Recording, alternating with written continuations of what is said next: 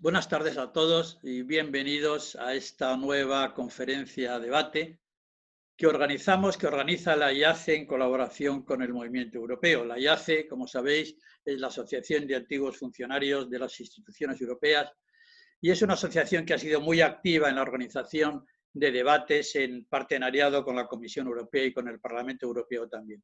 En esta ocasión la hacemos dentro de lo que llamamos el ciclo de las tertulias europeas y con la estrecha colaboración del Movimiento Europeo, como decía.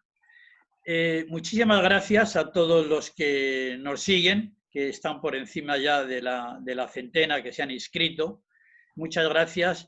En este debate de carácter telemático tiene la ventaja de una más nutrida participación, porque tenemos seguidores y colegas que han podido participar y que residen fuera de donde lo hacemos, que es en Madrid.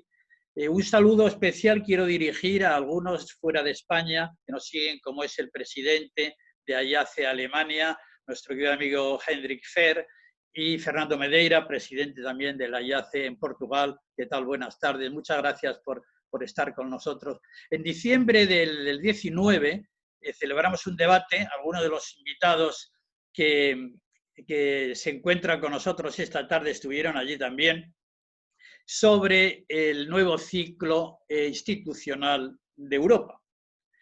Y en aquella ocasión en la que había tanta expectativa en la agenda europea, nunca pudimos imaginar que unos meses después estaríamos donde nos encontramos ahora, frente a una crisis de dimensiones y de consecuencias inimaginables. Y sobre ese tema, precisamente, ese es el tema que nos convoca hoy aquí bajo el título de la respuesta europea al COVID-19. Y han tenido la generosidad de acompañarnos algunos invitados y que ya han estado con nosotros en otras ocasiones, incluso han sido anfitriones, el señor Fonseca, Francisco Fonseca, que es director de la Comisión Europea en España, Román Escolano, que fue vicepresidente del BEI y fue ministro de Economía, que nos acompañó también en otra ocasión. Alejandra Cas pertenece a nuestra junta directiva de AIACE y fue directora para asuntos económicos en la Comisión Europea. Y Francisco Aldecoa, profesor Aldecoa, Pachi para los amigos, presidente del Movimiento Europeo y, como sabéis, catedrático, que fue decano de la Facultad de Políticas. A todos ellos, muchísimas gracias por estar con nosotros. Solamente diré que, como sabéis, hay cuatro bloques que estructuran este debate y que los introducirá nuestro amigo José Isaías Rodríguez. José Isaías Rodríguez es yo le llamaría un veterano de Bruselas, fue durante más de 30 años, fue el representante de los empresarios españoles ante la Unión Europea y consejero del Comité Económico y Social. Su formación económica y su militancia europea y del movimiento europeo también, del que es muy activo en Andalucía, nos han invitado a que le tengamos con nosotros y muy generosamente también ha aceptado el conducir y el moderar este debate. Así que ya, sin más, le paso la palabra a él. Querido José Isaías, adelante. Muchísimas gracias, presidente de AIACE. Muchísimas gracias, querido Joaquín. Gracias por tus palabras. Somos amigos de hace muchos años y yo creo que esa amistad pues, hace también que nos veamos con muchísimo cariño. Yo creo que este, como se ha dicho, videodebate que vamos a tener y que en principio me lo vais a permitir como moderador, debemos de utilizar aproximadamente 1 hora y 15 minutos. No es que sea mucho tiempo para el contenido de los temas que se van a plantear, pero pienso que es inicialmente un contenido suficiente como para presentarlos, aunque sea de una manera exploratoria. Los 4 ponentes, como ha dicho el presidente de AIACE, son excepcionales, como extraordinario también es el momento que vivimos en la Unión Europea y, por qué no decirlos, en España y en el mundo. Nos han llegado muchas preguntas de las personas inscritas que las dejaremos para el final. Primero vamos a proceder con un turno de palabra para cada uno de los 4 bloques de los intervinientes de 5 minutos. Y vamos a empezar con Paco Fonseca. Y quizás simplemente me gustaría decir algo que dijo la presidenta de la Comisión Europea, la señora von der Leyen. El virus es el mismo en todos los Estados miembros, pero la capacidad de respuesta y de absorción del shock que origina es muy diferente. Quizás por ello, como ella también dijo en la presentación de ese Next Generation EU, es el momento de Europa. Y yo creo que sería muy oportuno que Paco nos explicara desde el punto de vista de su experiencia de la Comisión Europea, cuál es ese momento que la Comisión Europea parece haber tomado las riendas con una gran audacia y una gran valentía. Paco, a ver si en 5 minutos, si eres tan amable, puedes hacernos una síntesis. Muchas gracias. Está sin voz.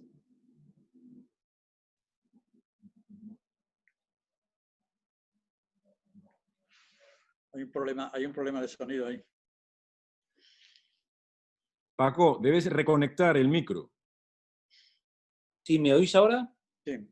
Vale. Digo que muchas gracias al Movimiento Europeo, a la IACE, a todos vosotros por invitarme a esta discusión.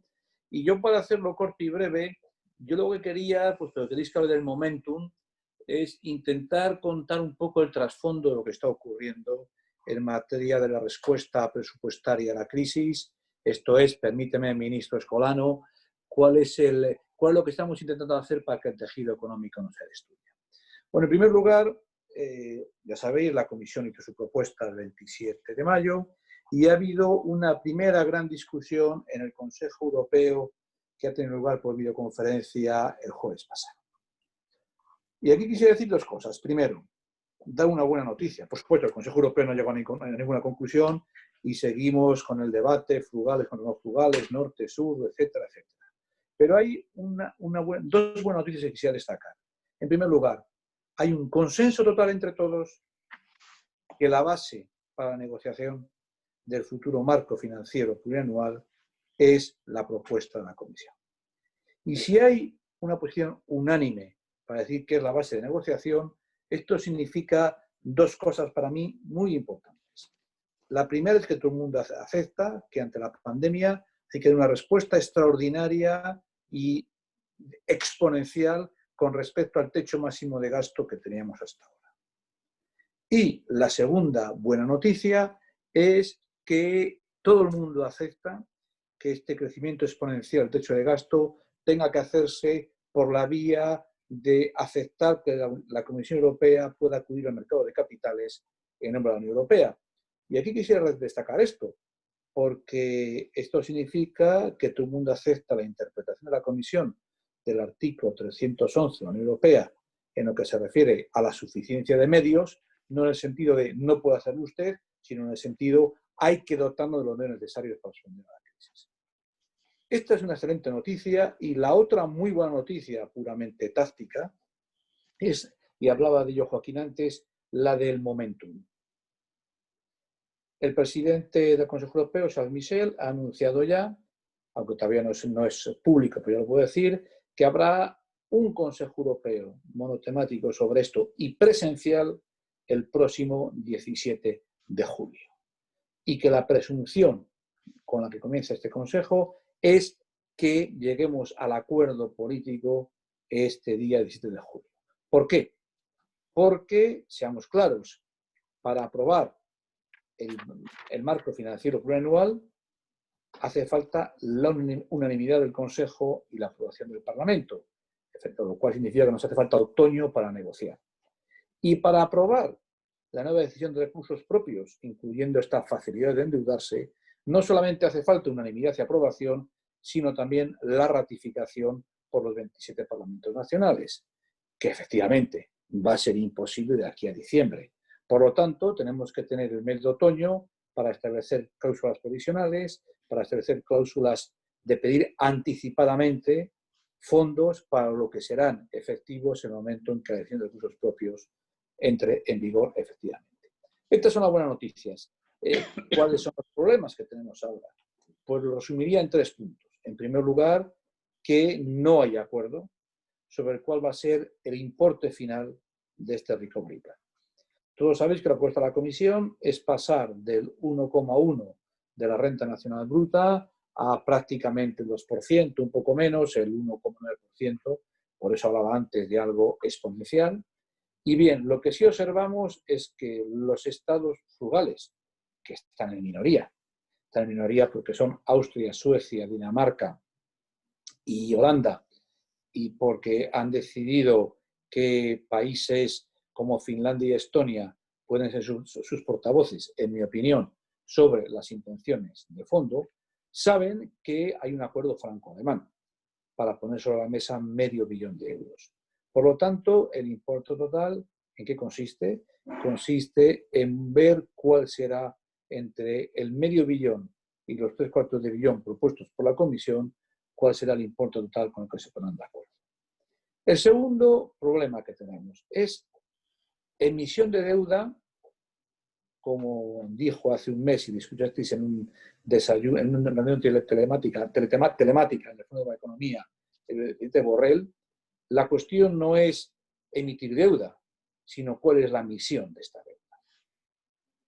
Y en la emisión de esta deuda hay que reconocer que hay una gran diferencia entre los estados. ¿A qué me refiero? A la proporción entre subsidios y préstamos de esta cantidad extra, de esta emisión de deuda, y a las reglas de condicionalidad que se van a aplicar. ¿Cuál es mi pronóstico sobre esto? Yo creo, pero me puedo equivocar, que cuanto más cerca estemos de los 3/4 de billón, más préstamos habrá. Cuanto más cerca estemos de los 500.000 millones de euros, del $500 millones, más generosidad habrá en los subsidios. Tercer y último problema. ¿Para quién? Y esto sí que es muy importante. Y ahí yo creo que la intervención finlandesa es decisiva.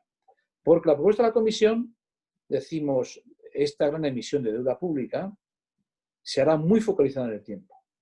22, 23, máximo 24, porque es una emisión extraordinaria para permitir que aquellos países más golpeados por la pandemia no provoquen un efecto castillo de naipes y además seamos conscientes que esto no es la crisis de 2008, que aquí no hay buenos y malos, nos ha golpeado a todos por igual. Perdonadme que lo diga de manera coloquial. Y lo que dice Finlandia es, ya no es tanto la cuestión de concentración temporal, sino ¿para quién va a ir este dinero? Y Finlandia tiene una postura que yo creo que se ha escuchado mucho en el Consejo Europeo, es para los que lo necesiten. Si es para los que lo necesiten, puede haber, naturalmente, menos necesidad de dinero. Pero claro, ¿cuál es el precio a pagar? Que si es solamente para los que lo necesiten, porque su tejido económico se ha destruido más, vamos a ser mucho más exigentes en la cuestión de la condicionalidad. Estos son, por hacerlo en 5 minutos y muy corto, los 3 grandes problemas que tenemos que resolver de aquí al 17 de julio.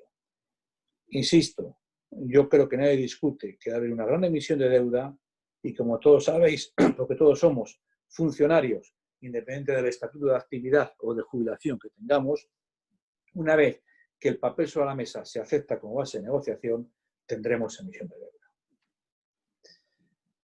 Ahora bien, si me decís, ¿va a ser suficiente? ¿No será demasiado poco, medio billón? No lo sé. Mi gran esperanza es que con una inyección masiva, por aquí me espero que Alejandra y Román lo dirán mucho mejor que yo, con una inyección masiva en sectores estratégicos, como puede ser una economía descarbonizada y empezar con una gran inversión en parque inmobiliario, como puede ser la aventura digital, una inversión de fondo en conseguir, por ejemplo, que Europa tenga su voz que decir en patentes a nivel internacional en inteligencia artificial, creo que podríamos intentar combinar los que más lo necesiten y que esto beneficiará a aquellos con más capacidad de innovación industrial. Aquí me callo para mantener mis 5 minutos y a vuestra disposición para las preguntas. Muy bien. Paco, muchísimas gracias. Yo creo que como primera intervención no has podido explicar lo mejor, sobre todo la actualidad tras el Consejo Europeo del pasado viernes. Y a mí me gustaría, antes de dirigirme a Román Escolano, que es el próximo en intervenir, recordar una frase del alto representante para Política Exterior y de Seguridad Común de la Unión Europea, vicepresidente de la Comisión, señor Borrell, en una entrevista en El País el pasado 25 de mayo. Fue muy gráfico. Dijo el señor Borrell, de esta crisis salimos todos los europeos juntos o no sale nadie. Y en eso todos los europeos juntos, quizás la figura de Román Escolano, que ha sido vicepresidente del Banco Europeo de Inversiones, y conoce bien, por tanto, esa instancia financiera de la Unión Europea, que ha sido ministro de Economía y, por cierto, también, si no me equivoco, en tu cartera estaba la competitividad en ese momento, ¿no? Que ha tenido y tiene una gran experiencia en el sector privado, que también es importante, es decir, en la empresa privada, y que evidentemente tiene un compromiso en la sociedad civil, buena prueba, es su trabajo en el movimiento europeo. Desde esta cuádruple perspectiva, me gustaría que nos dijera Román Escolano cómo ve efectivamente la salida de esta crisis, la respuesta que se va a dar desde Europa, desde España, desde la empresa y también la sociedad civil. Si en eso pudiéramos tener una primera aproximación tuya. Muchísimas gracias. Pues muchas gracias por tu amable presentación y me gustaría hacer una primera intervención relativamente esquemática. Has tocado muchos puntos, pero que posteriormente seguro que en el turno de preguntas y de coloquio podemos explorar. Particularmente más adelante las implicaciones más directas sobre España, para ceñirme a los 5 minutos. En el debate en que se nos ha convocado nos planteaba una cuestión muy provocadora, es decir, ¿qué posibilidades hay de federalización como consecuencia de la respuesta europea a la crisis sanitaria en la cual todavía nos encontramos? Y a mí me gustaría aprovechar que estamos aquí hablando todos a título individual y en un foro de amigos para expresarme con claridad. Yo creo que la respuesta es sí. En mi opinión, existe claramente la oportunidad, como consecuencia de esta salida que se está planteando a la crisis, para ir a elementos de federalización. Esta siempre es una palabra incómoda en el debate europeo y uno la usa siempre con un poco de dudas, pero nos entendemos lo que queremos decir y esto es una ventaja también importante. ¿Y por qué digo que mi respuesta es positiva? Yo creo que sí hay elementos que nos permiten pensar que estamos avanzando en esta vía. Por dos razones. La primera, porque las respuestas que se están poniendo en marcha, que fueron discutidas el jueves pasado y que Francisco Fonseca acaba de resumir perfectamente en su intervención, yo creo que tienen importancia tanto por el lado del gasto como apuntaba también él, por el lado del ingreso. Por el lado del gasto me gustaría citar un par de cosas, muy telegráficamente. La primera es el volumen. Se puede discutir si 500.000 es mucho, si 700.000 es mejor, si había que ir hacia el 1,2 trillions, como se ha dicho por algunas partes. Esta es una discusión que se puede tener sin, que nadie pueda encontrar una solución perfecta. En cualquier caso, simplemente por citar, por dejar en la mente de los que nos escuchan, si se aprobase la propuesta de la Comisión tal como está, la respuesta del New Generation EU, es decir, los elementos que están bajo el New Generation, serían el programa financiero más grande de la historia de la Unión Europea. Más grande que la PAC, más grande que los fondos estructurales, más grande que la política de innovación. Es decir, sería la política, el paquete financiero más grande de la historia. Nos puede parecer incluso poco, puede ser, pero no olvidemos la dimensión histórica que tiene la respuesta que se está planteando. Primero de los temas. Segundo tema que me parece igualmente importante. En el 2010, cuando surge la crisis griega, 2010, 2011, 2012, se responde de una forma básicamente intergubernamental. Se crean mecanismos ad hoc, muchos de los cuales nacen en un nacimiento con forceps, todos recordamos lo difícil que fue aquello, sobre la base de un acuerdo intergubernamental. En esta ocasión, la respuesta viene por medio de mecanismos clásicos del marco financiero plurianual por programas que son ejecutados por la Comisión Europea. Personalmente, para mí no hay color entre una respuesta y otra. Lo digo también en este foro entre nosotros. ¿Por qué? Porque esto lo hacemos dentro de un marco institucional europeo, consagrado por los tratados y con 70 años o 50, 60 años en estos momentos de experiencia.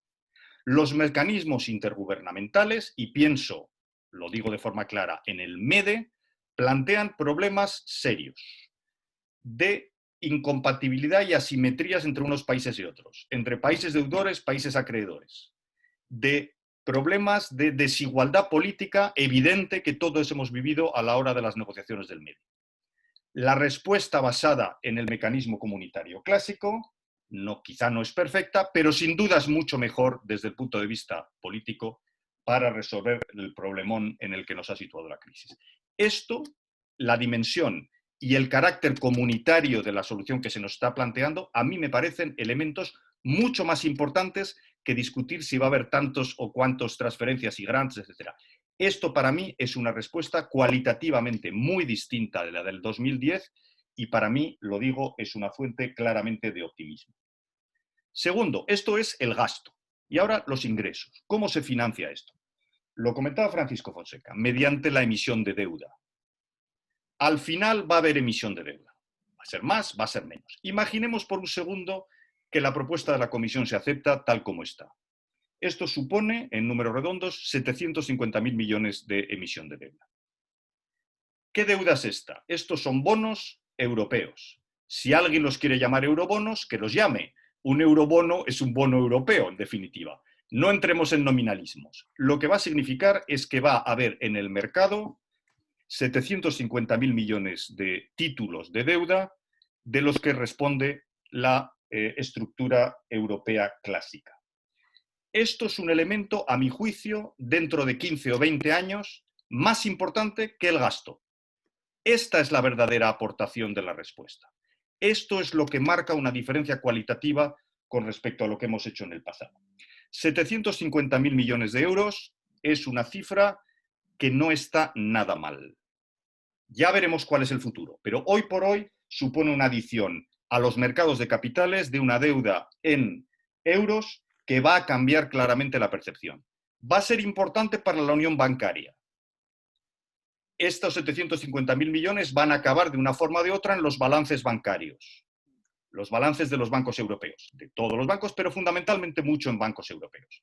Y va a ayudar a romper el vínculo entre banca y soberano, que fue una de las razones de la crisis pasada. Por lo tanto, no solo es importante por la emisión, es importante también por el efecto que va a tener en los bancos, en el mercado de capitales y en la unión bancaria. Y poner en el mercado 750.000 millones de bonos europeos es también importante para la utilización internacional del euro. Se ha dicho muchas veces, no se hará del euro una moneda de reserva hasta que haya activos europeos en euros. Que no sean alemanes, que no sean holandeses o que no sean de Malta, sino que sean genuinos activos europeos. Aquí empezamos a tener un embrión, y no pequeño, ya digo, 750.000 no está nada mal, de emisión de mercado, de un verdadero mercado de capitales y de una curva de tipos denominada en euros. Esto, insisto, a largo plazo me parece tan importante como en qué se va a gastar el dinero. Finalmente, ¿estamos ante un momento Hamilton o no? La respuesta es, y si nadie nos oye, yo respondo sí. Si alguien nos oye, yo respondo que mejor no hacer la pregunta, aunque ya he respondido. Yo creo que sí. Tampoco Hamilton creó el tesoro en un día. Al pobre Hamilton, que por cierto lo mataron en un duelo, le costó también crear el tesoro norteamericano. No fue una cosa que se creó en 24 horas. Este, para mi juicio, es un salto claramente cualitativo. Pero olvidémonos de Hamilton por un segundo. Imaginemos que esto no es sino un one-off, es una actividad temporal. Pero a mi juicio es la actividad es la respuesta que Europa necesitaba. Si no hubiera habido este movimiento y particularmente la declaración franco-alemana, el Banco Central Europeo, que es sobre cuyas espaldas realmente está corriendo digamos, el tratamiento de la crisis, hubiera tenido muchas más dificultades para moverse, sobre todo después de la sentencia de Karlsruhe. A mí me parece que la verdadera respuesta a la sentencia de Karlsruhe y lo que supone detrás es la propuesta franco-alemana. Y esta propuesta supone equilibrar los pesos entre la política monetaria y el resto, llamémosle Hamilton o no, pero me parece que en ese sentido tiene una trascendencia histórica. Si juntamos la respuesta del BCE y lo que esperamos que salga, como nos comentaba Fonseca, el 17 de julio, inshallah, del próximo Consejo Europeo, yo creo que estamos paradójicamente en un momento optimista para Europa a pesar de las dificultades en las que estamos. Europa, finalmente, todos lo sabemos, siempre se creó en la crisis. Por cierto, Hamilton también crea el Tesoro americano en una crisis. O sea que en ese sentido me gustaría terminar diciendo que si todo sale como esperamos que salga, podemos dar pasos para esa Europa más integrada, más federal, y podemos tener paradójicamente elementos de optimismo de esta crisis tan difícil. Perdón si me he extendido un poquito más de los 5 minutos. Hombre, gracias, Román. Debo decirte que has hablado 8 minutos 53 segundos, con lo cual veremos a ver cómo arbitramos con el resto de los ponentes, los teóricos 5 minutos, pero también tengo que decirte que me hubiera encantado seguir oyéndote porque los temas que has puesto sobre la mesa en 8 minutos, al igual que Paco, son de extraordinaria relevancia. Por cierto, yo me he acordado con lo del momento Hamilton tan citado en estos días. Yo creo que, como dice la presidenta de la Comisión, es un momento Europa y es un momento euro. He recordado unas palabras de Antonio Guterres cuando se creó el euro que dijo: tú eres euro y sobre este euro construiré el futuro de la integración europea. Ahora tenemos a Alejandra Cas, que evidentemente después de esta intervención de Román Escolano, donde nos ha hablado de lo que ocurrió en la crisis anterior, en la que lo intergubernamental, ¿no?, iba casi por detrás de los acontecimientos, pero lo que no había para nada era una visión federal de la integración europea. Y quizás, Alejandra, con tu experiencia, tus conocimientos y además lo bien que explicas las cuestiones difíciles, pues podrías un poco plantearnos esas diferencias entre la crisis anterior a la que ha hecho referencia Román Escolano y la actual, y sobre todo la respuesta que estamos percibiendo, no solo cuantitativa, sino cualitativamente por parte de la Comisión Europea y también dentro del Consejo Europeo, a mi juicio. Gracias, Alejandra. Gracias a ti, José Isaías. Es un gran placer estar aquí con todos vosotros hoy, en un día muy soleado en Bruselas. donde la pandemia nos ha regalado sol para compensar. Yo, a fin de no sobrepesar mi tiempo, no repetiré lo ya dicho por los anteriores ponentes, que además no lo podría decir mejor, y me centraré en presentar no 3 reflexiones. Estaba tentada en hacerlo 3 porque Paco sabe bien que la comisión se hacen las reflexiones en 3 puntos, pero yo he llegado a 5 y al final no he querido contar ninguna. Así que con 5 reflexiones y 2 crisis creo que voy a llegar a los 6 minutos. Veremos si podemos cortarlo ahí un poco, pero me apresuraré para dejar el debate que tanto os interesa. Mi reflexión primera es en la naturaleza de la crisis. La crisis que comienza en 2008, que comienza, porque cuando termina no se sabe, ¿vale? Pero se sabe cuándo comienza y se sabe que le siguen otras crisis. Es endógena al sistema económico y asimétrica, porque no afecta a todos por igual. La del COVID es exógena y igualmente asimétrica, porque como hemos dicho, tampoco afecta a todos los Estados miembros de la misma manera, ni todos tienen la misma capacidad de responder. Pienso de que el hecho de que sea exógeno, que parece así como irrelevante, a mí me ha parecido como muy relevante, porque creo que es mucho más aceptable una respuesta común y contundente dentro de una crisis exógena, en la que no hay que identificar quiénes son los responsables y los culpables, que como Escolano ha dicho también eso cuando se refería a los Estados miembros, que estuvo tan presente en la crisis del euro, y que casi no salíamos de ahí, de ese impedimento de quién es la culpa. Aquí se trata de solidaridad entre Estados miembros directamente azotados por una misma pandemia y que mata gente. Reflexión segunda, contexto político. Algo pasó el 18 de mayo, cuando el motor franco-alemán de integración europea, Merkel-Macron, se puso en marcha.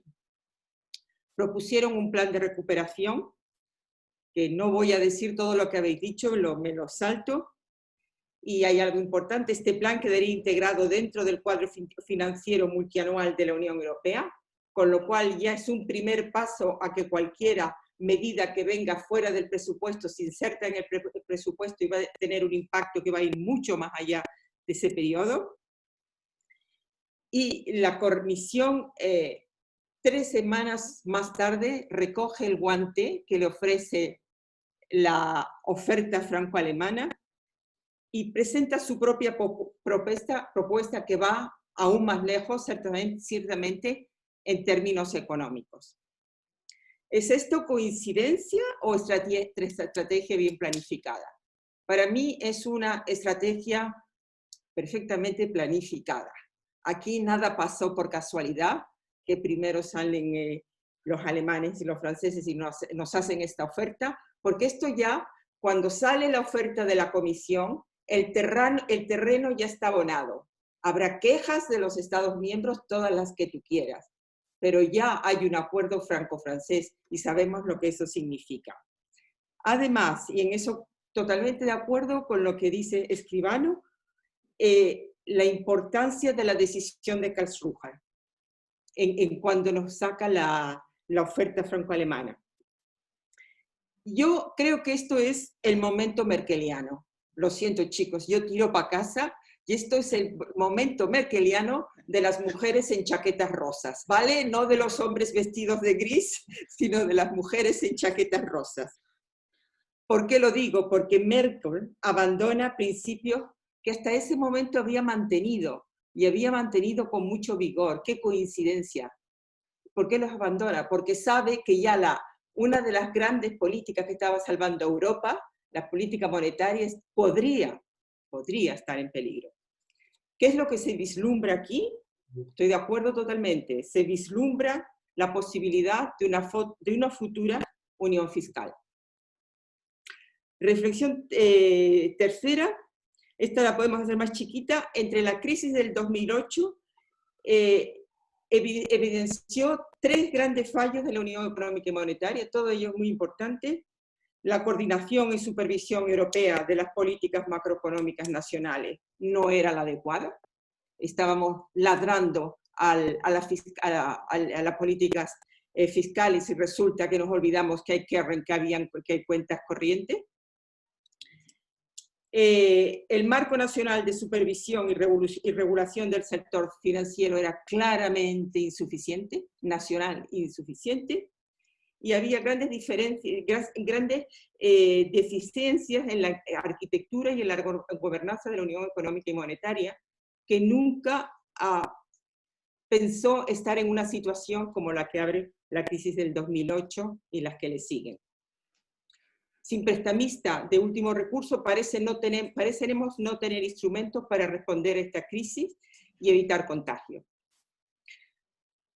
Como el resultado de las reformas de la crisis del 18, la Unión Monetaria y Económica del 2020 es más resiliente y completa que antes después de haber pasado este bautizo de fuego. Vale, entonces con esta unión más resiliente nos encontramos cuando llegamos a la crisis desde el 2020. La crisis del 2008 y la del 2020 empiezan por tener un plan de recuperación económica anticíclico, que en la de 2019 empieza por centrarse en la estabilización de los mercados financieros y sanear los bancos. Pero todo este programa anticíclico de la crisis, que además estaba Joaquín Almunia, de comisario de la Dirección General 2, Asuntos Económicos en aquel momento, todo ese programa, frente al gran choque de las finanzas públicas de Grecia y la gran crisis de confianza que crea y que hace tambalear la zona euro, se olvida. Ese plan, yo no sé, he intentado saber cuánto se implementó de él, no hay récord, se perdió en la batalla que se originó más tarde. De ahí se pasan a los rescates de los bancos y de los países afectados, a las intervenciones del Banco Central Europeo en los mercados, y se entama en caliente la reforma de la Unión Económica y Monetaria. Y en eso me estoy totalmente de acuerdo también con lo que dice Escribano. Se entama en caliente. ¿Qué quiere decir en caliente? Que los Estados miembros están metiendo la mano todo el tiempo. No es como cuando la Comisión viene con una propuesta bien estudiada de lejos, no. Aquí hay que salir de la crisis y todo el mundo y los Estados miembros intervienen fuertemente. En la crisis actual estamos en una crisis totalmente diferente. Para mí, el gran reto que tenemos ahora es cómo salvaguardar el tejido productivo mientras la epidemia impide el funcionamiento normal de la economía. Como si pudiéramos poner la economía en el congelador y sacarlo en el momento que pase la crisis, eso sería lo ideal. Como no es posible, es cómo minimizas los daños para que todo esté en funcionamiento en el momento que tiene que estar. Ahí también, aquí hay una respuesta que yo la llamaría completamente, pues un poco anticíclica por todos lados, las medidas inmediatas que están poniendo el SURE, el programa SURE, el programa de MEDA, el programa de la BEI, que son las medidas inmediatas, seguida de la gran programa del Next Generation EU, son planes anticíclicos. Y la gran pregunta que yo me pongo es, ¿pasará como en el 2018, como en el 2008?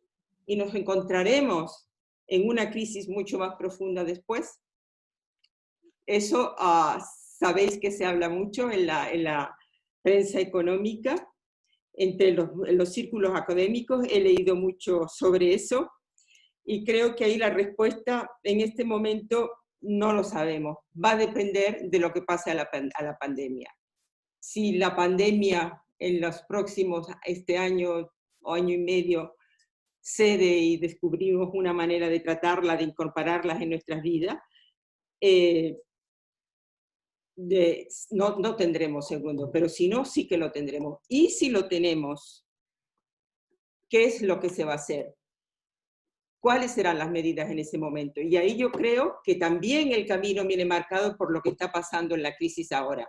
Porque este camino que se abre con esta intervención de ir a los mercados y buscar dinero y volverlo a utilizar dentro y no tener que estar siempre de los que podría abrirse otra vez si la crisis salta. Reflexión quinta es la última.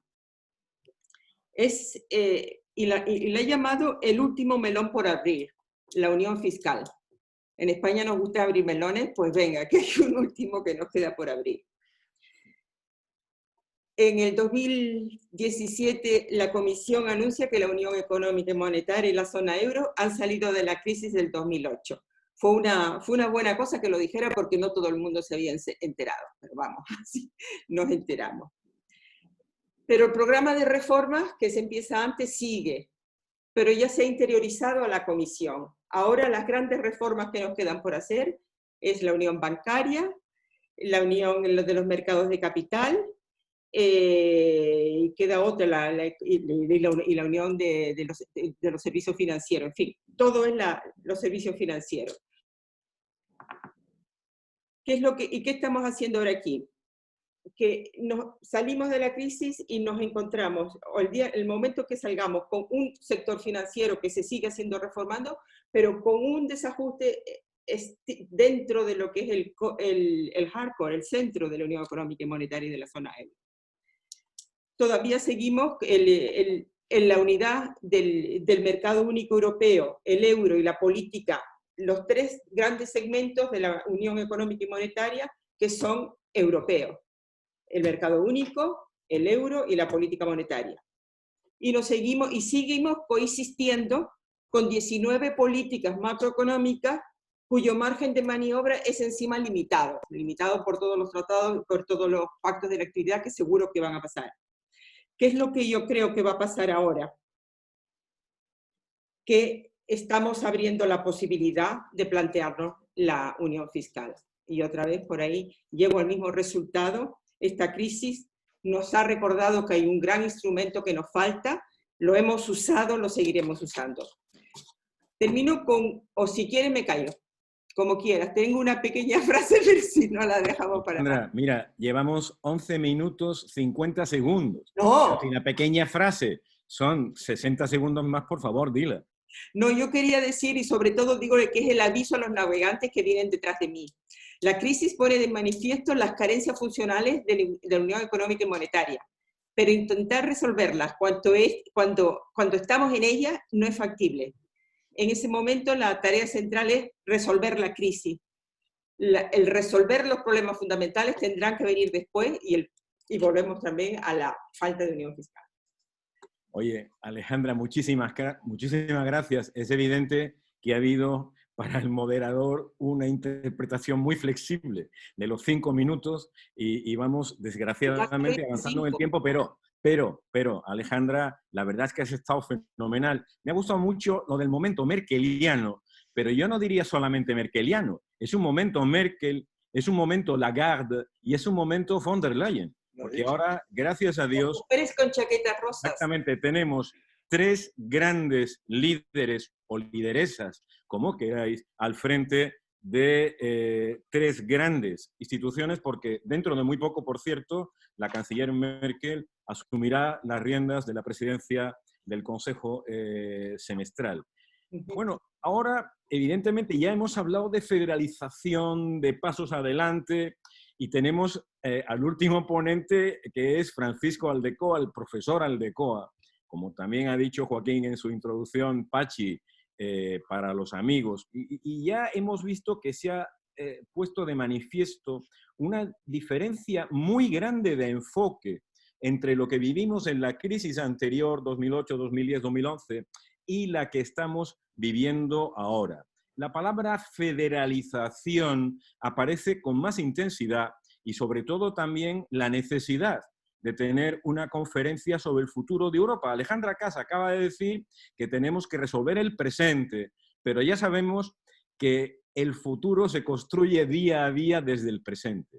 Y por tanto, a mí me gustaría que el profesor Aldecoa, al frente del movimiento europeo y muy activo, por cierto, durante este tiempo de confinamiento, pues nos ilustrase sobre las perspectivas que tiene esa nueva conferencia sobre el futuro de Europa y los avances en la federalización de la Unión Europea. Pachi, por favor, tienes la palabra. Creo, ¿me oís? Perfectamente. ¿Me oís? Pues muchas gracias, me encanta estar con todos vosotros. He oído unas intervenciones muy ricas Y desde luego la pregunta que me haces, también quiero empezar contestando que el momento es impresionante, que nadie hubiera pensado que la Unión Europea en tan poco tiempo se iba a poner las pilas. Bien entendido que yo soy de los que creo que desde el 2016 hay una cohesión entre los estados, entre las instituciones y los ciudadanos muy distinta a lo que era anteriormente. Y en gran medida debido al referéndum británico, a la situación internacional de la presidencia de Trump, a las amenazas que tiene también la Unión Europea, que exige tener una política de defensa, y por lo tanto estamos en una situación, nos ha cogido la crisis cuando ya tenía rumbo, cuando había una comisión con un programa audaz, una comisión con una enorme legitimidad. No tenemos que olvidar que consigue el 65% de la Cámara. No hay ningún gobierno en la Unión Europea que tenga ese respaldo. Por lo tanto, empieza el 1 de diciembre con un programa audaz que empieza a aplicarlo, que además las nuevas circunstancias que plantea la crisis del coronavirus van a ser compatibles con las prioridades que había, que en definitiva era el Green Deal, era el hacer frente al gap digital, recuperar el modelo social y jugar un papel en el mundo, reforzar el papel en el mundo, que espero poder hablar unas palabras después. Y tal y como estáis diciendo, para mí el gran ejemplo del cambio profundo que se ha dado en 3 meses, que ya venía, pero que se ha explicitado, no creo que hay nada nuevo, sino que lo que ha ocurrido con la crisis es que ha acelerado los procesos. Y en ese sentido, hace 3 meses, en febrero, no había acuerdo con el marco financiero plurianual y estaba en el 1 y pico. Ahora se empieza a discutir el doble.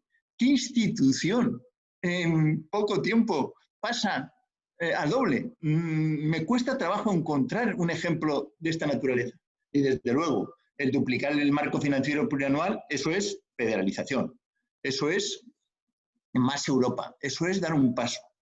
En cuanto al tema del federalismo, yo estoy con Carmone y otros profesores en que entendemos que actualmente la Unión Europea es un sistema de federalismo intergubernamental, en donde está algo desequilibrado, porque hay mucho peso intergubernamental y quizá poco menos federalismo. Algunas instituciones, como el Banco Central Europeo, que es federal, es el que primero reaccionó, precisamente reaccionó a lo federal. El Consejo tardó tiempo, tuvo reuniones con mucha pelea y con pocos resultados. Por lo tanto, lo que se trata es de que en la conferencia europea, que esperemos sobre el futuro de Europa, que se convoque muy rápidamente y que la convoque la presidencia alemana ya. Se discute si va a empezar en septiembre o va a empezar en enero. Tengo delante la resolución del Parlamento Europeo del 18, donde pide que sea en septiembre. Y además me ha alegrado que dice que hay que dar participación a las organizaciones de la sociedad civil. Hay que recordar que la señora von der Leyen, desde la investidura, planteó que en la conferencia intergubernamental tenían que estar en pie de igualdad la sociedad civil con las instituciones. Después, los 3 informes de las instituciones no han sido tan claros. Y por lo tanto ahora es el momento de reivindicar que la sociedad civil en esta fase de la conferencia europea tiene que estar en igualdad de condiciones que las demás instituciones. No tenemos que olvidar que además la conferencia es un proceso nuevo, es una reflexión donde se trata de abrir el debate sobre cuáles son los grandes cambios que se tienen que producir. En la conferencia de prensa citada de Merkel y Macron, la canciller Merkel fue nítida en el sentido de que ahora es más necesaria y hay que abordar con más profundidad la conferencia intergubernamental y sobre todo la reforma de los tratados, que en España parece que da miedo tratar de ese tema, pero que es imprescindible. Si estamos teniendo un presupuesto más grande, estamos abordando cuestiones económicas y sociales de más magnitud, también de política exterior, como veremos. Hace falta darle más poderes a las instituciones. No tiene la menor duda, habrá que reducir la comisión, tiene que desaparecer la unanimidad en algunos aspectos, desde luego en política exterior, en algunos de los elementos. Habrá que abordar algunos temas que están, el tema de migraciones, el tema de refuerzo del modelo social, el tema de la política exterior. Hay muchos temas es decir, si hemos hecho un cambio profundísimo en poco tiempo, hombre, ahora tenemos que hacer un cambio institucional en poco tiempo. Y además, creo que hay otra idea importante de ver. Estoy seguro que los alemanes van a orientar bien la conferencia, aunque a lo mejor sea con presidencia portuguesa, porque van a dirigir el trío de presidencias. Después viene el trío de presidencias que coincide con Francia. Y estoy seguro que va a una convención y que esa convención la va a liderar Francia. Pero aquí nunca se habla que el siguiente trío empieza España. Y va a ser la primera vez que es en el segundo trimestre del 2023, cuando acaba la legislatura, que habrá que pensar en el nuevo tratado. Y habrá que ir viendo cuál es la posición española respecto al nuevo tratado. Yo tuve oportunidad de una comparecencia en el Congreso respecto a la reconstrucción que hay que hacer, y este tema no cuajaba, por mucho que planteé, que en 3 años escasos vamos a presidir y tenemos que saber cuál es la posición española respecto a las grandes reformas que hay que plantear. Y ese es un consenso al que hay que llegar. Por lo tanto, yo creo que la conferencia es ahora, como dice la señora Merkel, como dice la señora von der Leyen, más importante que nunca. Sobre todo cuando ya se han dado pasos económicos de gran magnitud. Habrá que dar una respuesta institucional para que las instituciones tengan suficiente capacidad para poder ejercer esa nueva situación en la que estamos. No sé si están en los 5 minutos. ¿Me queda alguno? No, Pachi, has respetado muy bien el tiempo, bastante ajustado, a pesar del alcance de la pregunta y tu intervención. Me quedaba el tema internacional. Que es importantísimo. Pachi, un momento... Pachi, en un segundo turno, si me lo permites, porque vamos a volver a cada uno de los ponentes, lo tengo anotado aquí, reforzar el papel de la UE en el mundo, y también te quería preguntar sobre multilateralismo y unilateralismo, lo que sería visión de la Unión Europea, visión de los Estados Unidos. Pero si te parece, en un segundo turno, ahora volvemos inmediatamente. Yo ahora quisiera volver al que ha iniciado las intervenciones, mi querido y admirado amigo Paco Fonseca.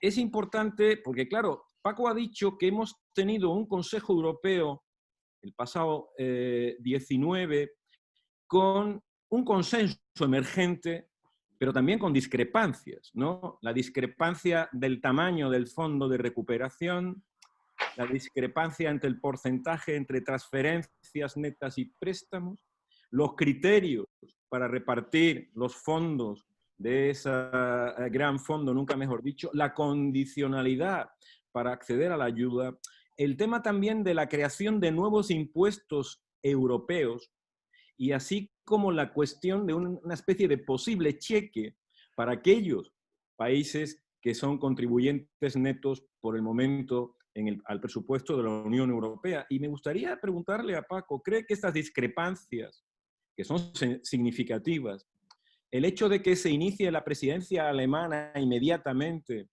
y la confluencia con la presidenta de la Comisión de la misma nacionalidad que quien va a presidir el Consejo, piensa que eso puede ser favorable o en realidad el tamaño de las discrepancias puede impedir ese acuerdo relativamente rápido? Porque es evidente que esto o es rápido y eficaz o entonces se nos pasa un poco la oportunidad.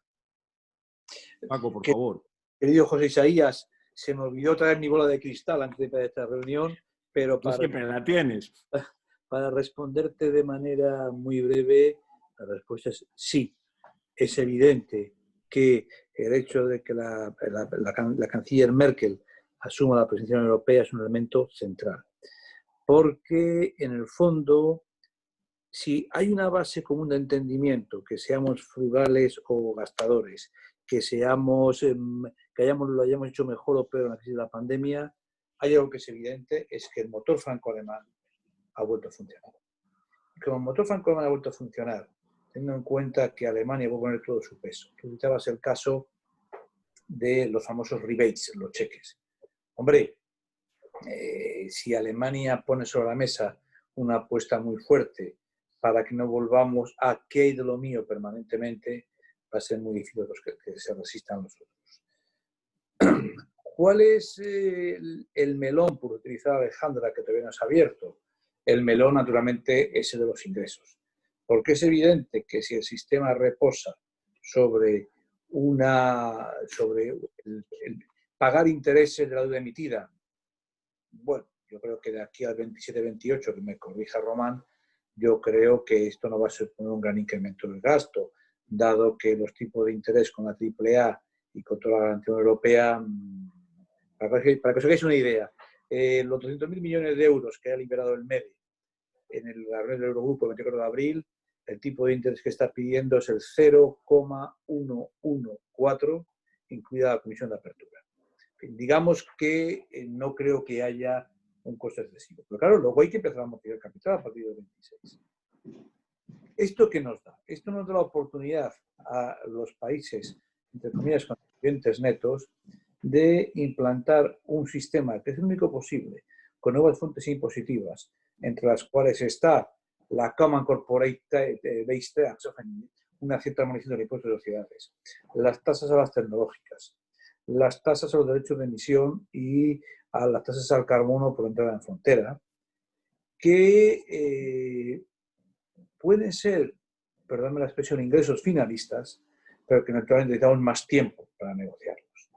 Por lo tanto, si Alemania da el primer paso y paradójicamente podemos volver a una situación en la cual no todo el mundo diga cuál es mi justo retorno, porque tenemos que discutir y negociar ingresos con una cierta naturaleza, insisto, finalista. No sé si he sido muy claro, pero me parece que la intención es lo que quiero. Muy bien. Paco, muchísimas gracias, ha sido muy claro. No sé, tú has hecho una alusión a Román Escolano, que no sé si él quiere también quizás añadir algo. Aparte de lo que él añada, hay una cuestión que yo en este contexto también le quería preguntar a Román. En España hablamos de reconstrucción, en la Unión Europea hablamos de recuperación. Y la verdad es que el matiz de ambos términos es muy diferente. Me gustaría preguntarle también si él se inclina más por recuperación o por reconstrucción. Y segundo, en todo esto de esta recuperación, ¿no? Es evidente que el apoyo de Europa va a estar condicionado a una serie de reformas imprescindibles para preparar a España ante las próximas décadas. Y me gustaría, si fuese posible, que Román Escolano nos ilustrase sobre lo que él consideraría 3 reformas fundamentales para que efectivamente ese apoyo de la Unión Europea fuese realmente directo y eficaz. Bueno, pues te respondo muy telegráficamente a todo lo que planteabas y también al comentario de Paco Fonseca. Efectivamente, él ha mencionado que parte, digamos, del milagro de la solución que se está planteando es que los tipos están tan bajos que efectivamente el coste financiero de estas emisiones en estos mismos momentos es prácticamente nulo. Es decir, estamos hablando en el máximo de emisión que se prevé hasta el 2058, de 30 años, estamos emitiendo en estos momentos al 0,10, es decir, que a 30 años, quiero decir que realmente esta es la situación de financiación de una emisor AAA, ¿no? Esto lo que quiere decir es que la carga de intereses es mínima, con una pequeña, y aquí está parte del truco, digamos, de esta nueva propuesta, con una pequeña aportación de nuevos impuestos, por vía de los impuestos que comentaba Paco Fonseca, o el tema de la igualización de los costes de carbono, etcétera, con muy pocos ingresos que tenga el fondo realmente cubre la carga de intereses, y luego está el tema de la amortización de la deuda, que esa es una gran cuestión abierta y que mejor dejémosla abierta por ahora, para que crear más debates. Yo creo personalmente que cuando se amortice la deuda se volverá a emitir y realmente tendremos un embrión hamiltoniano, pero eso mejor no decirlo en público, sino dedicarnos a los problemas que tenemos. ¿Reconstrucción o recuperación? A mi juicio, semánticamente no es lo mismo. A mí me gusta mucho más recuperación. La Comisión utiliza recuperación en todos sus papeles. En España no sé por qué hemos usado esta expresión, que me parece que no evoca lo que tenemos en estos momentos encima. Por lo tanto, respondo claramente, me gusta mucho más la palabra recuperación. Temas de las reformas en España.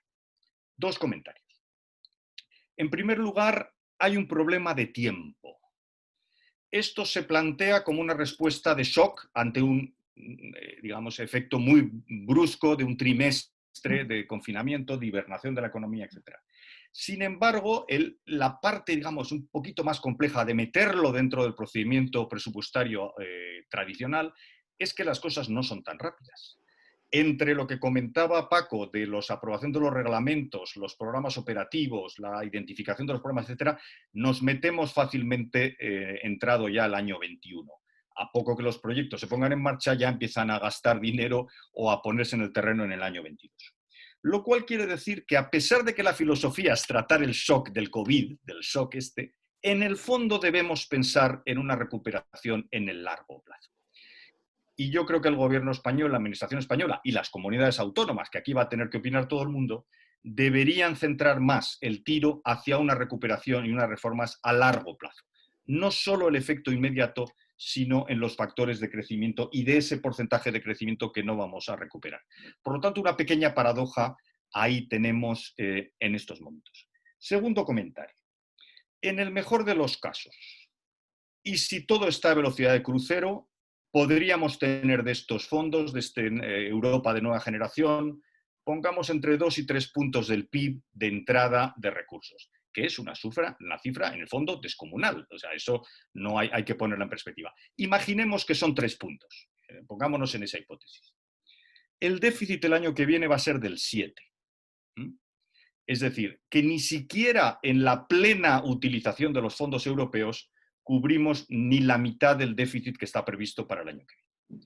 Con lo cual, termino diciendo, reformas europeas sí, utilización plena de los fondos sí, va a exigir mucho esfuerzo de la administración española, pero también hay que hacer reformas españolas.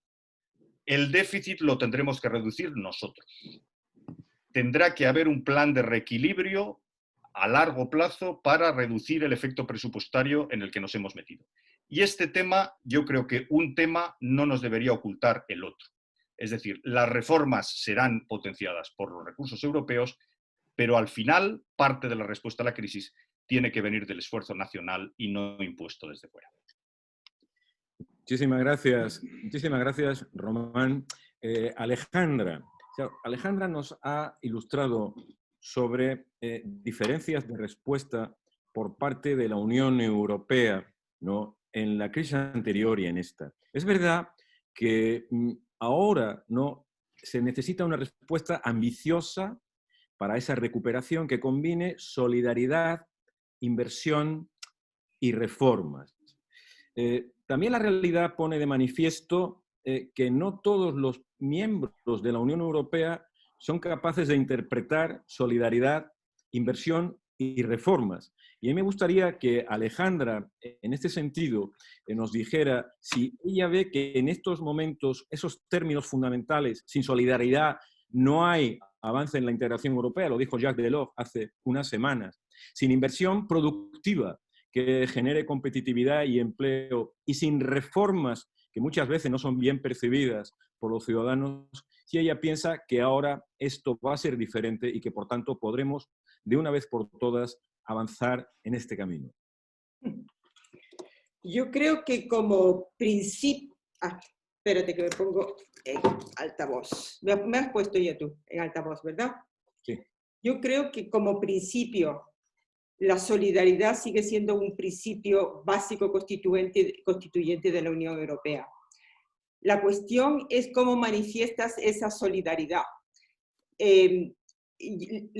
No tenemos ningún problema con la solidaridad cuando está metida dentro de los programas de cohesión, los programas regionales, dentro de la agricultura, sobre esos programas sectorales, ahí la solidaridad no tiene problema, ¿eh? ahí está metida y yo creo que un poco la visión nórdica es que la solidaridad va por esa rama, se concentra ahí. Pero esta solidaridad que nosotros pedimos a través, o que nos gustaría tener a través de la macroeconomía, puesto que en las políticas macroeconómicas no todos los Estados miembros tienen la misma capacidad para responder a la crisis, y las políticas fiscales nacionales tienden a ser, por lo tanto, muy asimétricas, uno puede responder mucho más y hay que compensarla, y eso es un aspecto de una externalidad que podría ser muy bien también corregida con una solidaridad que pasa por ahí. Este programa, esta crisis nos ha dado la oportunidad de mirar a la solidaridad de esa manera. Y eso, ahí tienes todas las impresiones, todo lo que se dice, de aquí salimos todos o no salimos, lo cual es una exageración porque de todas maneras uno va a salir mejor que otro y otros saldremos detrás. O sea, sobre la solidaridad eso. Sobre las inversiones, es totalmente necesario un programa de inversiones en todos los Estados miembros. El problema es que, y la inversión, claro, tú tienes que mantener los drivers of growth, los tienes, no me acuerdo cómo se dice en español, los tienes que mantener vivos. Y inversiones debe ir hacia inversiones que te aumenten la capacidad del país de producir. Y ahí, pero al mismo tiempo necesitas reforma.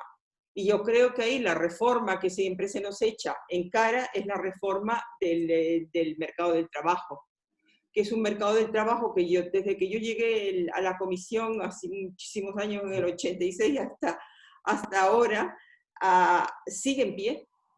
Y sigue en pie. Entonces sí, hay que hacer reforma. Unas reformas son muy urgentes, hay que crear el consenso interno para poderlas hacer, y eso se tiene que hacer dentro de casa. Y después las inversiones tienen que desarrollar los sectores nuevos, pero al mismo tiempo también en España yo creo que el dilema también de qué hacer con los grandes sectores como el turismo, que tienen una creación de empleo enorme. Se puede poner nuevas tecnologías, se pueden incorporar inversiones ahí también que desarrollen una visión moderna del turismo, un poco las respuestas que me inspira tu pregunta. Muchísimas gracias, Alejandra. Precisamente esta mañana en el Foro Nueva Economía ha intervenido la ministra de Economía, la ministra de Industria, Comercio y Turismo, Reyes Maroto, y ha hablado de la necesidad de la digitalización de ese sector tan importante para España. El profesor Aldecoa antes dijo, hombre, me gustaría haber hablado de cómo reforzar el papel de la Unión Europea en el mundo. Uno de los mayores medios de difusión nacional en España este fin de semana hacía un análisis muy interesante entre la visión multilateral que capitanea en la Unión Europea Angela Merkel, que como ahora se ha dicho va a presidir el Consejo en el próximo semestre, ya dentro de unos días, y la visión de American First de Donald Trump, por tanto, el unilateralismo que en cierta medida está haciendo mucho daño a la relación con Occidente. Cuando esta Comisión Europea empezó su mandato, la presidenta von der Leyen dijo que iba a ser una comisión geopolítica. Pachi, si eres tan amable, ¿podrías ilustrarnos, aunque en teoría tendríamos que terminar dentro de 2 minutos y me quedan las preguntas de aquellos que nos han remitido por escrito, pero podrías, de una manera breve, que es difícil, lo entiendo. Brevemente.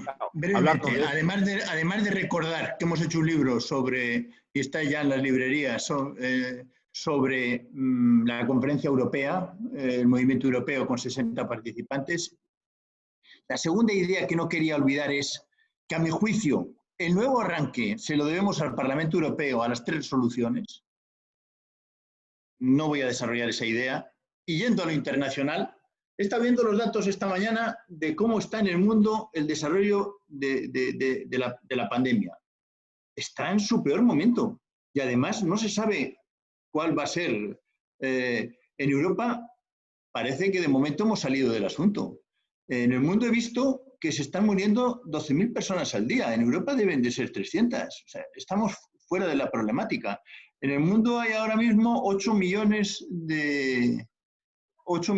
y crecen 150.000 nuevas infecciones. En Europa deben ser unos 10.000. quitando Rusia y el Reino Unido, es decir, la Unión Europea. Hago esa reflexión porque hasta ahora el único actor que se ha preocupado de cómo parar esto en el mundo es la Unión Europea y cree que es reforzando el multilateralismo. Hizo la primera comunicación, creo que es del 14 de abril o algo así, o sea, ya hace tiempo, en donde planteaba las grandes líneas. Después vino la conferencia de donantes que presentó, creo que fue a primeros de mayo, la señora von der Leyen, y después se han tomado un montón de decisiones más, porque desde Europa nos hemos dado cuenta que el gran tema para frenar esto es el refuerzo del multilateralismo, y no hay otra.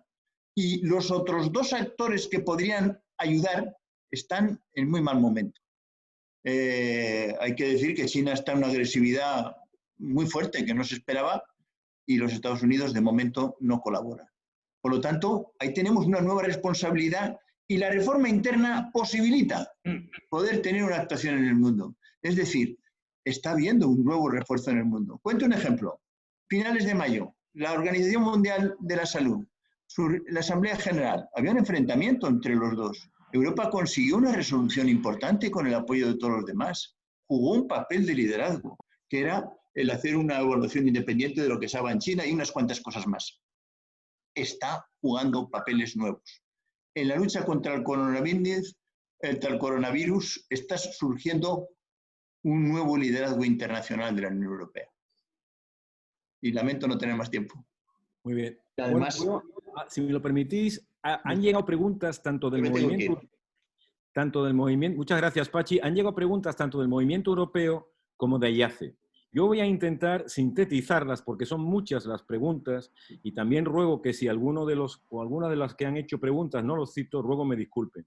Pero desde el punto de vista del federalismo han llegado varias preguntas. Por ejemplo, ¿no? William Clark de Eurocitizens pregunta, ¿qué es federalismo exactamente? Hay varios tipos de federalismo. O el catedrático Carlos Ramón Fernández Liesa dice, ¿debe de haber o no un modelo unívoco de funcionamiento desde el punto de vista de los principios del funcionamiento del federalismo? Quizás estas son las preguntas que nos han llegado en relación con esta cuestión del federalismo y también Fernando Aragón de IACE pues ha planteado efectivamente si sería imaginable la idea de promover una reforma de los tratados encaminada a una integración gradual de corte federal con iniciativa de algunos Estados miembros más decididos a conformar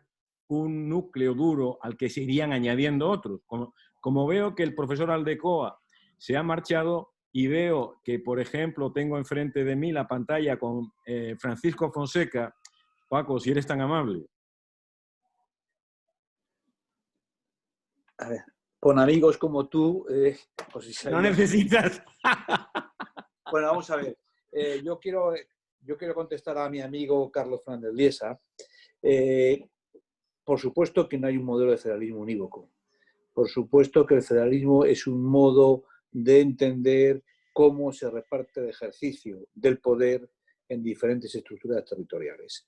Yo para esto siempre tengo un gurú, que es un profesor francés, Jean-Louis Germont, que siempre ha definido que lo que nos define a los europeos como modelo político es que tenemos siempre una gran separación entre la jefatura del Estado y el Poder Ejecutivo, que tenemos siempre gobiernos más o menos de coalición y un partenariado en tercer lugar a nivel de estructura territorial. Yo creo que el federalismo europeo, que es un federalismo muy propio nuestro, que funciona, siempre he pensado que quien más se ajusta a lo que deberíamos ser es un profesor norteamericano, Fritz Smitter, que hace ya más de 20 años desarrolló la teoría del condominio. La teoría del condominio aplicado a la propiedad horizontal. Es decir, él decía, Europa tiene que ser un sistema en el cual cada uno es soberano en su apartamento y la soberanía se comparte en las partes comunes sin que nadie, y creo que esto a Pachi le gustará, sin que nadie pueda vetar. Lo que tenemos que darnos cuenta es que las partes comunes cada vez van a ser más importantes, porque si no cada vez hará más frío en otros apartamentos. Espero haber contestado. Lo has hecho muy bien. El ejemplo del condominio es fenomenal y eso me ha recordado a una frase que decimos mucho en Sevilla, donde, por cierto, Alejandra, aquí hace sol, pero un calor tórrido de 41 grados y en buena hora se me ocurrió ponerme corbata, pero bueno, estaba respetando también el atrezzo del presidente, que ya sabéis que se suele poner corbata con frecuencia, a mí tampoco me disgusta, ¿no? No, que aquí decimos mucho, cada uno en su casa y Dios en la de todos, y esto sería cada Estado miembro en su casa y Europa en la de todos, en esta visión del condominio. Paco, hay otra pregunta que te la planteo también directamente, que le ha hecho Clara Fajardo, que te hizo una entrevista muy interesante hace unos días, ¿no? En un medio de comunicación online que leí con todo interés, que pregunta, ¿crees que es el momento de que la sanidad sea una competencia de ámbito 100% europeo? Paco. Yo creo que de esta crisis vamos a salir con, no sé si esto le convendrá a Patxi Aldecoa o no, pero como mínimo con una reforma puntual en los tratados en materia de política sanitaria. Pero la política sanitaria tiene que pasar de competencia de apoyo complementaria a competencia compartida, en el sentido que no hablo de unificación legislativa, pero tiene que haber una cierta armonización en elementos claves que tienen dimensión transfronteriza, que quede una competencia europea para que las licitaciones para proveer de material se hagan sobre una base jurídica sólida, que hay que crear reservas estratégicas en que la defensa del interés general obligue a ciertas restricciones en a nivel nacional. Esto no significa que vamos a tener un Ministerio de Sanidad europeo, pero yo creo que sí, que de esta gran crisis sale un gran cambio en la manera que tenemos de entender la necesidad de una política sanitaria, no en Europa, sino en un espacio sin fronteras como el europeo. Espero que sí. Bueno, completamente de acuerdo contigo. Una pregunta que envía Antonio Espino para Román Escolano, ¿no? Y dice lo siguiente, la política de estímulos pierde fuerza a medida que se utiliza. El Banco Central Europeo ya ofrece dinero a la banca a tipos negativos. ¿Ha gastado el Banco Central Europeo ya gran parte de su potencia de fuego en caso de rebrotes de la COVID-19? ¿Cómo se podrán soslayar las reticencias del tribunal alemán ante el bazooka que ha supuesto el plan de compras de deuda soberana? Y, por cierto, me queda una última pregunta. ¿Piensas, Román, que hay que incrementar, modificar el mandato del Banco Central Europeo ante lo que estamos viviendo? Tienes la palabra.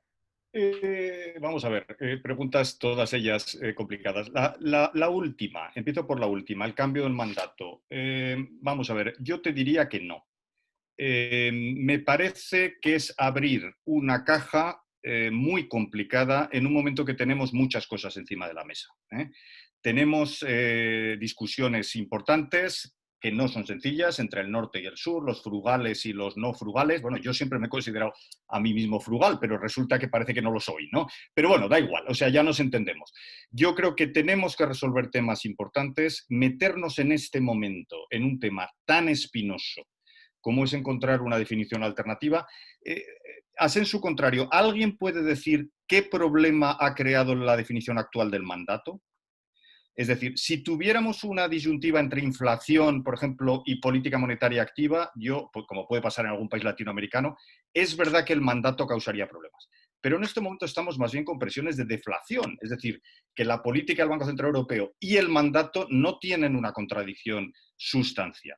En este sentido, estamos resolviendo un problema que probablemente en la práctica no existe. Por lo tanto, mucha cautela.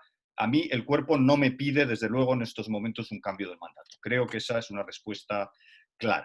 Me preguntabas por el otro lado, decías en la primera parte. No, la otra pregunta era sobre la política de estímulos, ¿no? Que pierde lugar.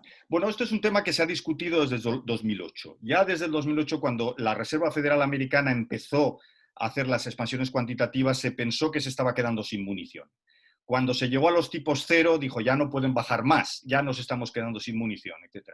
Al final, los bancos centrales europeos pueden intervenir manteniendo en el tiempo sus políticas. El Banco Central Europeo ha hecho unas compras muy importantes, ha anunciado que las va a volver a mantener, y jugando con las expectativas del mantenimiento en el tiempo, yo creo que tiene un margen todavía muy amplio de intervención en los mercados para pensar que la política monetaria puede dejar de tener lugar.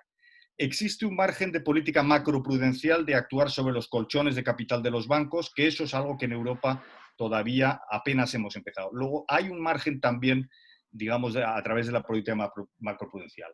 Existe lo que en Estados Unidos ya llevan unos años, que llaman forward guidance, que es dar instrucciones al mercado, dar indicaciones sobre cuáles son los tipos de interés objetivo en el largo plazo. En resumen, yo creo que existe todavía munición, existe pólvora todavía en el tonel suficiente. No creo ni mucho menos que estemos ante una situación donde pueda existir un límite. Me decías que la política puede continuarse, pero pierde. Esto es un poco verdad. Yo creo que las primeras intervenciones tienen más efecto real sobre la economía que las últimas. Por eso es importante el mensaje que se manda con la propuesta franco-alemana. Porque yo creo que esta sí que ha supuesto un cambio y un contrapeso a utilizar únicamente la palanca monetaria.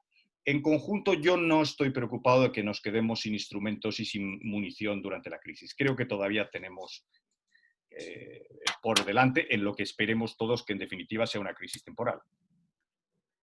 Muchísimas gracias. Una pregunta para Alejandra Cash, ¿no? Que nos la envía Enrique Mariño concretamente, ¿no?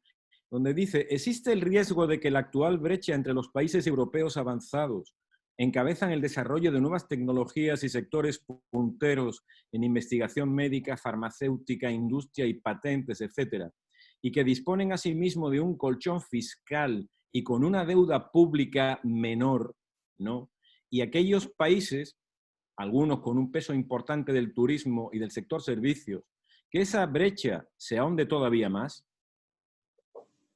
La brecha que me imagino que será el hecho de que unos tienen mucho más recursos que otros y son capaces de... La brecha sería un poco la desigualdad que existe entre los dos. Bueno, yo creo que ahí la respuesta lo tienes ya en lo que te ha dicho Paco Fonseca antes, ¿eh? Es que tendríamos que tener un sistema sanitario a nivel europeo que por lo menos produzca una ecualización de la distribución de ciertos productos críticos, cruciales, a través de la Unión Europea sin diferenciar entre los países. O un mecanismo de prevención de crisis como los que ya tenemos, pero más centrado en estas cosas. Yo creo que eso existe el problema, somos conscientes de que existe y la Comisión desde luego va a trabajar en ello, sí. Gracias, Alejandra. Dos preguntas más, de manera que no nos avancemos mucho más, pero tengo una pregunta de Ismael Olivares a la atención de Francisco Fonseca. Ismael Olivares plantea: ¿cómo tiene prevista la Comisión Europea en su propuesta la participación central del Parlamento Europeo a fin de garantizar una rendición de cuentas democrática, evitando los costes políticos del intergubernamentalismo, como ocurrió en la crisis precedente? Paco. Bueno, como he dicho al principio de mi exposición, este marco financiero plurianual requiere la aprobación del Parlamento Europeo. No depende del Consejo, requiere la aprobación del Parlamento Europeo. Con lo cual el Parlamento no es un puesto de decisión, pero el Parlamento, por supuesto, tendrá una gran voz a la hora de discutir y de ser ¿cómo se dice?, de tener un leverage con el Consejo en lo que se refiere al importe final, reparto entre gastos y subvenciones, etc. En segundo lugar, y esto es lo mismo con respecto a los recursos propios. La presidenta, con el que evita su aprobación. 3, si entramos en la parte de gasto, el programa de recuperación y resiliencia, este programa, como todos los programas de gasto, se adoptará en codecisión con el Parlamento Europeo y será controlado por el Tribunal de Cuentas. Con lo cual yo creo que a nivel de ejecución, no solamente de concepción democrática del programa, sino a nivel de su ejecución posterior, esto entra dentro del marco del descargo presupuestario que el Parlamento da a la Comisión. Gracias, Paco. Una pregunta de Pedro Ortún, la última, ¿no?, que él me dice para todos los ponentes. A ver quién se considera más identificado con la pregunta que nos hace nuestro buen amigo Pedro Ortún. Dice: ¿qué papel deben jugar en los planes de recuperación los principios de responsabilidad social y de sostenibilidad ética. ¿A quién le gustaría responder a esto? Es para Pachi Aldecoa esa pregunta. Sí, pero él me dice a todos los ponentes, como Pachi no está, no tengo más remedio, que si alguno de vosotros se considera habilitado, como se suele decir, para responder.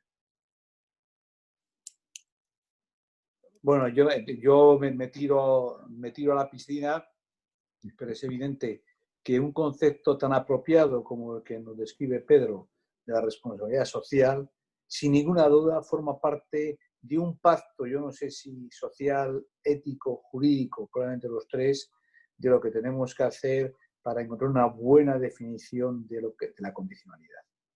Sí.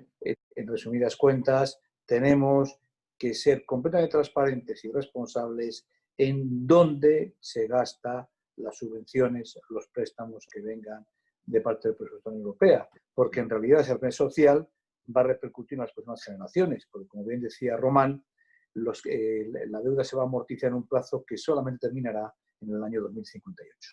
Sí. Bueno, simplemente por añadir algo, yo diría que lo que ha comentado Paco Fonseca me parece completamente lógico, pero no solo estos dos elementos que menciona son importantes para los instrumentos nuevos, son también importantes para los instrumentos anteriores. Por ejemplo, elementos como la responsabilidad social empresarial, los objetivos de desarrollo sostenible, etcétera, son importantes, por ejemplo, para un préstamo del BEI. Es decir, ya desde hace mucho tiempo, elementos como el nivel de cumplimiento fiscal del prestatario, la forma en que éste utiliza, por ejemplo, jurisdicciones que no son transparentes, el grado de compromiso con políticas ético-medioambiental, todo eso son criterios que ya se utilizan desde hace años en un préstamo cualquiera del BEI, ¿no? O sea que en ese sentido yo creo que van a ser importantes para los instrumentos nuevos, pero también lo son para los instrumentos europeos tradicionales. Gracias, Román. Por cierto, veo aquí una pregunta de Manuel Santana, la última. ¿Cuántas generaciones se verán obligadas a pagar la deuda? ¿Y cuánto será esa deuda por habitante? ¿Cuánto crecerá la deuda que nuestros hijos deberán pagar? Román, como estás en el uso de la palabra, ¿qué tienes que decir de esto? Bueno, evidentemente, si hay déficit, hay deuda, y la deuda, por definición, en una sociedad civilizada hay que pagarla. Esto lo decía Hamilton, por cierto, también de forma muy, muy evidente. Yo creo que la pregunta no es esa. La pregunta es, ¿qué pasa si no ponemos en marcha estos instrumentos? ¿Qué va a pasar con la deuda? La deuda es resultado de unos déficits y de unos gastos derivados de una crisis sanitaria. Lo que se está tratando aquí es de qué parte de esa deuda se afronta de forma común y qué forma se afronta mediante los presupuestos nacionales. Y lo que propone la solución de la nueva generación Europa es hacer un instrumento para que parte de esa deuda se afronte de una forma común. Yo creo que ahí está la clave y, por supuesto, desde luego nos vamos a meter en cifras muy altas. En el caso español, la IREF ha dicho, como es conocido, que nos metemos en el 120% de deuda PIB. Esto va a exigir esfuerzos para las próximas generaciones, pero lo que estamos hablando ahora no es tanto cuánto vamos a emitir, sino que parte de esta emisión vamos a sufragar mediante mecanismos comunes. Y por eso yo creo que es importante lo que se está poniendo encima de la mesa en estos momentos. Muchísimas gracias, Román. Bueno, para concluir, simplemente quiero aprovechar el utilizar unas palabras de Paul-Henri Spaak. Con esto de la preparación de este debate he tenido la ocasión, gracias a Dios, de leer mucho y he encontrado un libro editado por la editorial Odile Jacobs en París que se titula Le Penseur Européen y cuyo autor es Jacques Delors. Y ahí hay una cosa que recoge Delors muy interesante que dijo Paul-Henri Spaak cuando se firmaron los tratados de Roma. Dijo, esta vez los europeos no hemos carecido de audacia, esta vez no hemos actuado demasiado tarde. La primera parte de la audacia la ha puesto encima de la mesa la Comisión Europea y ahora esperemos que el resto de protagonistas de las instituciones europeas efectivamente no actúen demasiado tarde. Y antes de pasarle la palabra al presidente de la IACE, mi amigo Joaquín, también quiero agradecerle el que me sugiriese como moderador. Hay un proverbio chino que lo puso el bueno de Romano Prodi cuando sacó el libro blanco de la gobernanza, Paco, te acordarás, que decía, dímelo, lo olvido, muéstramelo, lo recuerdo, implícame, lo comprendo. Gracias a la implicación para moderar este debate, debo deciros que he disfrutado muchísimo leyendo muchos papeles y hoy teniendo la suerte de aprender bastante oyendo a 4 ponentes de sección. Muchísimas gracias. Joaquín, te cedo la palabra. Muchas gracias, Isaías. Yo creo que hemos disfrutado todos y no quiero despedir este debate sin decir 2 cosas brevísimamente. La primera, que ha sido un debate lleno de sustancia y que ha permitido ilustrar y reflexionar cuestiones claves. Y tengo que agradecérselo muy sinceramente a los 4 ponentes y a los que han formulado preguntas que también han permitido completar esa reflexión. Queda mucho por decir. Antes de entrar en antena, Román y yo comentábamos pues una serie de cosas. Yo le decía, hombre, sería interesante también hablar del tema de implementar toda esta respuesta con estos instrumentos financieros a España. Y como él decía, mucha razón, eso da para al menos otro debate. Pero tendremos otros debates y hay mucho todavía por debatir y mucho por hacer. Y yo os convoco a próximos debates que tendremos. 1000 gracias de nuevo a los ponentes que han tenido la generosidad de participar. Y en nombre de AIACE, muchas gracias a todos. Y un agradecimiento muy especial quiero hacer a Maruja Gutiérrez, que es nuestra vicepresidenta, y gracias a la cual hemos podido organizar este teledebate, que no es fácil para que salga bien. Muchísimas gracias a todos y os convocaremos para un próximo encuentro. Hasta pronto. Hasta luego. Gracias. Muchísimas gracias, AIACE. Hasta pronto. Muchísimas gracias a todos. Hasta luego.